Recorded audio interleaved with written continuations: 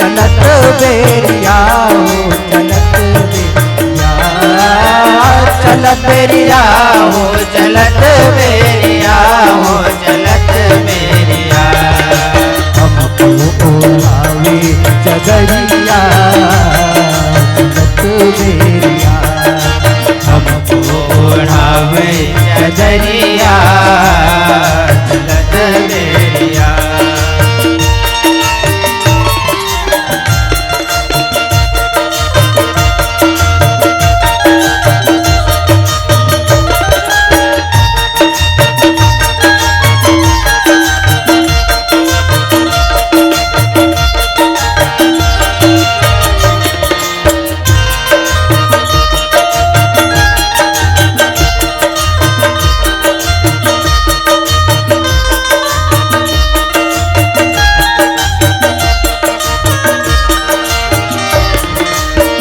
प्राण राम जब निकसन लागे, प्राण राम जब निकसन लागे।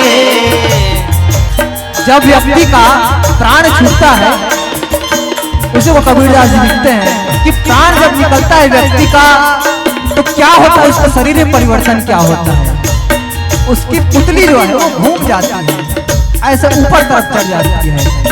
वैसे इसी का वर्णन कबीरदास जी करते हैं क्या कि प्राण राम जब निकसन लागे, प्राण राम जब निकसन लागे, प्राण राम जब निकसन लागे, प्राण राम जब निकसन लागे। उलट गई दोनों, उलट गई दोनों नयन पुतरिया चलत बेरिया। हमको ओढ़ावे चदरिया चलत बेरिया, हमको ओढ़ावे चदरिया चलत बेरिया।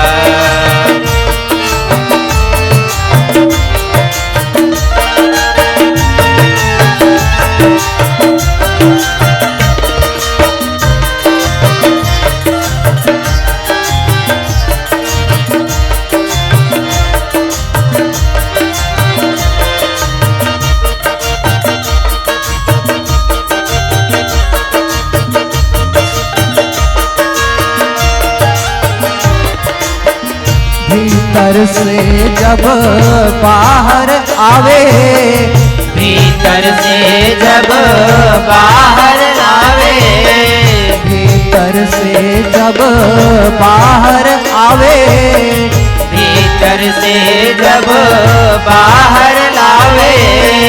छूट गई सब, छूट गई सब महल अटरिया चलत बेरिया।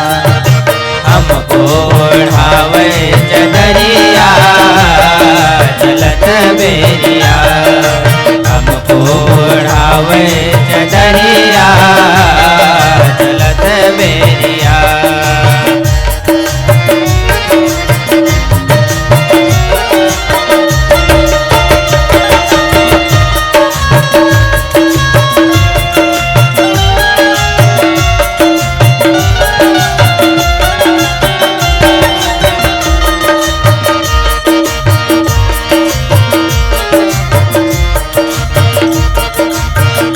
लिखते हैं कबीरदास जी कि व्यक्ति की अर्थी को केवल 4 लोग बांधा देते हैं, बाकी सब पीछे रहते हैं।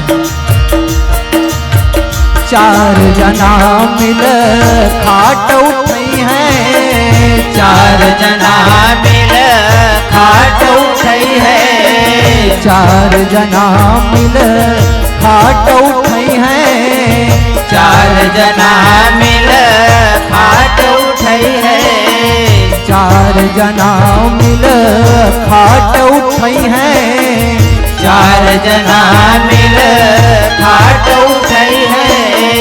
रोवत रोवत धैले, रोवत रोवत धैले, सुन डगरिया चलत बेरिया।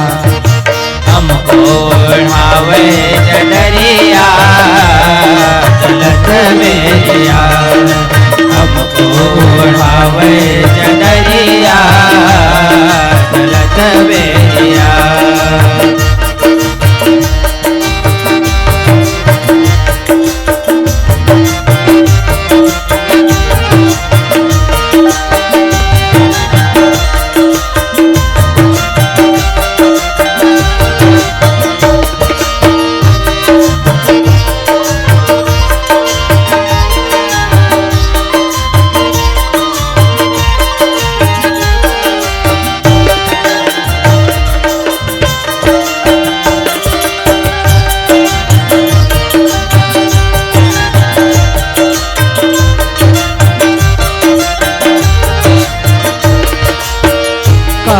कबीर सुनो भाई साधु, कहत कबीर सुनो भाई साधु, कहत कबीर सुनो भाई साधु, कहत कबीर सुनो भाई साधु, कहत कबीर सुनो भाई साधु, कहत कबीर सुनो भाई साधु।